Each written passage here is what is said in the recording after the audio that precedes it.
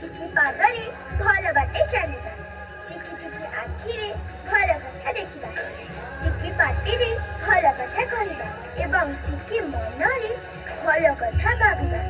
ତେବେ ଯାଏ କାଲି ଆମେ ଗୋଟିଏ ଗୋଟିଏ ପୁଷ୍ପଟିତ ଫୁଲରେ ରୂପାନ୍ତରିତ ହୋଇ ଭଗବାନଙ୍କର ପାଦପଦ୍ମରେ ସମର୍ପିତ ହେବା ନିମନ୍ତେ ଯୋଗ୍ୟ ହୋଇପାରିବା। ଓମ୍ ଶ୍ରୀ